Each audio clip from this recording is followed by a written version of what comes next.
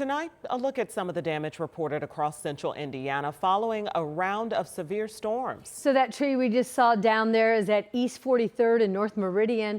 Went down just a couple of hours ago. That's when right here in Marion County, the heart of the city, we were under a thunderstorm warning. During that storm, thousands of people lost power as well. So it was one of the reasons for the weather impact alert across central Indiana. The earlier storms have now moved out of the area. Right now, we're in this little calm after the storm, if you will. Just went outside and it seemed everything was fine. But wait, it's not, because there is another round that's moving in. And when we look ahead, we see that strong storms could still cause more damage. The state fair temporarily closed now until at least 5:15 and asking people to seek shelter while the storm passes and not to come there until they reopen the gates. Yes, and on top of that, there are now various flood alerts from advisories to flash flood warnings for many of you.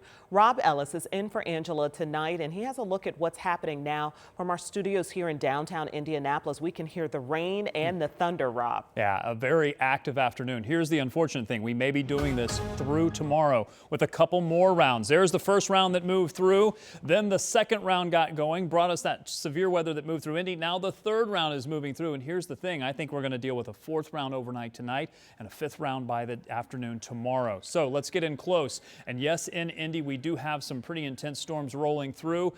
We do have the severe thunderstorm warning. It looks like it's been allowed to expire. However, there's another severe thunderstorm warning back to the west. Let me get in close here. Several hail reports also showing up. Some of those over near Brownsburg to the north and west, but even a few on the north side. These are producing some gusty winds, but the lightning has been prolific and the downpours are pretty heavy at times. This is going to continue pushing to the south and east. So if you're Southport, Greenwood, you still got a chance for some of those storms to impact you. There's another severe thunderstorm warning. Does not include Crawfordsville, but just to your south and west. And there may be more storms back behind that. Farther to the south, additional storms have developed south of Bloomington over to Seymour.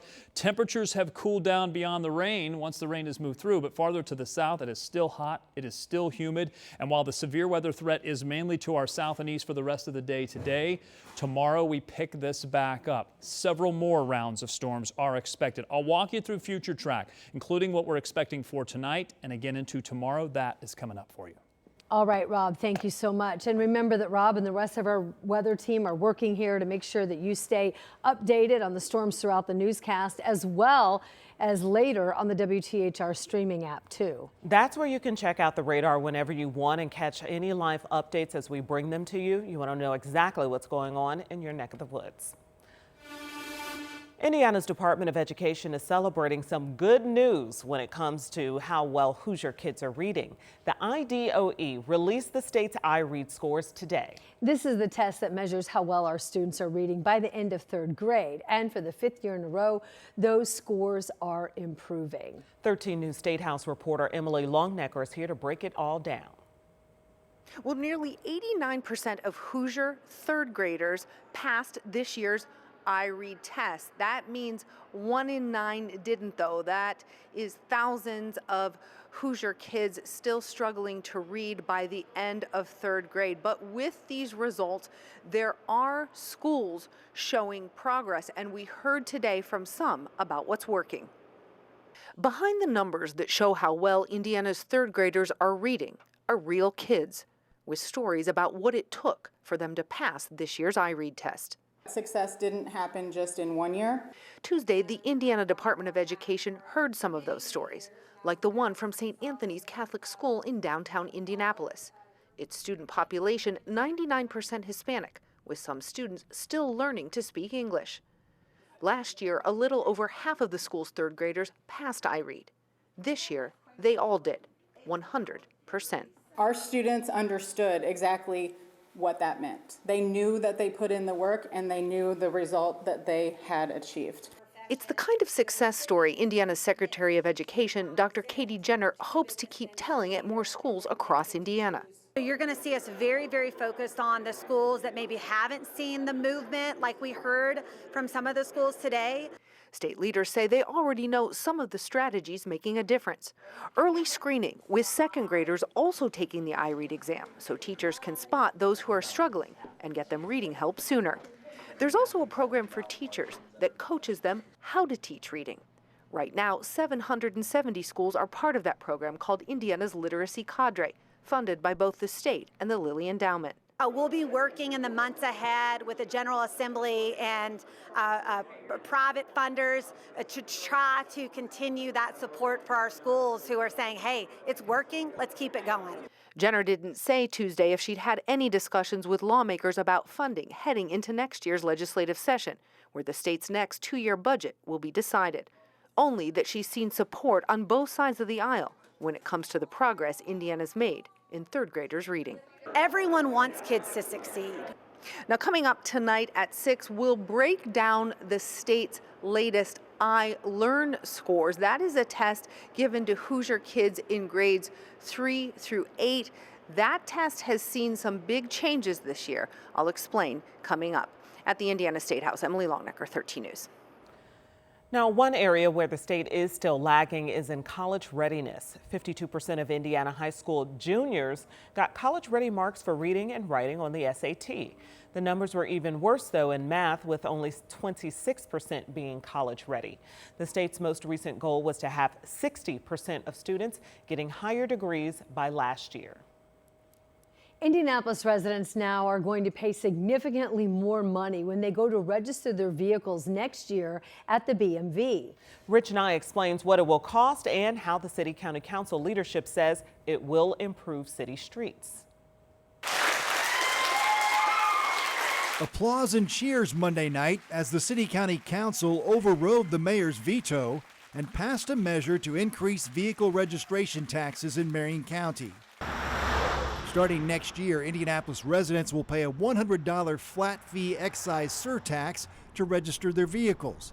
That is likely more than double what most drivers paid this year. Larger commercial vehicles like buses and semis will pay a $240 wheel tax. The Democrat-controlled City-County Council believes this is the best way to raise $50 million in new revenue, required to receive a $50 million match from the state for road funding. A city that grabs a once-in-a-generation opportunity by the horns, refuses to pit basic services against one another, and delivers for the 900,000 plus people who call Indianapolis home. The annual payment from the state keeps going up over the next 5 years to $100 million, but only if the city continues to raise revenue to match those dollars for road projects. I'll break down the figures coming up at 6 o'clock. In Indianapolis, Rich Nye, 13 News. All right, Rich, and tonight Mayor Joe Hogsett is responding to the council overriding his veto on this tax increase. So he says in part, the budget I presented last night met the state's match without raising taxes on Marion County residents who already shoulder more than their fair share of road funding. Even so, my focus remains the same, securing the state's $50 million match and ensuring those dollars are used responsibly. An update tonight. We are now learning that 2 teenagers are among the 5 people under arrest, collectively accused of robbing a jewelry store of more than $2 million worth of jewels and cash, and then leading police on a multi-county car chase. That robbery happened at King Jewelers. It's located near Emerson and Thompson. And now the police report is detailing what was stolen at gunpoint yesterday. The list includes 40 silver and gold diamond necklaces, 60 gold and silver bracelets, 40 silver and gold diamond rings, and $65,000 in cash.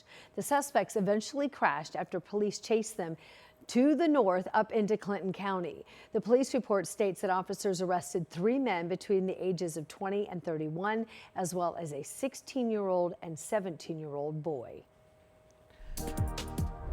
Tonight, a suspected Indianapolis drug pusher and dogfighting ringleader is now on the FBI's 10 most wanted list. What you're looking at here is video of federal agents raiding his operation. This video dates back to 2023 when that happened. The FBI says the man behind all of it has been on the run from them ever since. And now there's a $1 million reward for information leading to his arrest. Our Ashton Hackman explains the FBI says finding him is a top priority. The feds say that Gregory Henderson Jr. is armed, dangerous, and funneled drugs throughout Indianapolis. Now they hope him being on the 10 most wanted list helps bring him to justice. This is one of the last photos police have of Henderson. Now it's featured on his FBI 10 Most Wanted poster. The addition comes with a reward of up to $1 million, leading to the arrest of Henderson Jr. Agents swarmed several homes in 2023, raiding what feds say was Henderson's operation. Dozens of dogs, dogfighting equipment, and guns were seized. Feds say Henderson moved cocaine, meth, and fentanyl for the Sinaloa cartel. His ties to violent cartel networks make him a continuing threat to our communities. Henderson has been on the run since before the raids. He's now one of the last 31 people charged in the federal case, still on the run. The time for him to be held accountable has come. It's long overdue, and we look forward to the impact that being placed on the top 10 most wanted list will have on his time on the run. Henderson is 6'1", 220 pounds, with brown hair and brown eyes. Feds say he may also go by Grego, Whitey, or Corey Williams. Investigators say he has ties to Chicago, Detroit, Louisville, and St. Louis. Of the 542 people who have been added to the top 10 list, 502 have been arrested or captured. 164 of those arrests were the results of tips provided by people who called into the FBI. Anyone with information on where Henderson Jr. is are asked to call the FBI, and remember that he is considered armed and dangerous. In Indianapolis, Ashton Hackman, 13 News. The FBI says anyone with information can submit a tip anonymously. You can also find Henderson's photos and descriptions on this story if you head over to our website, WTHR.com.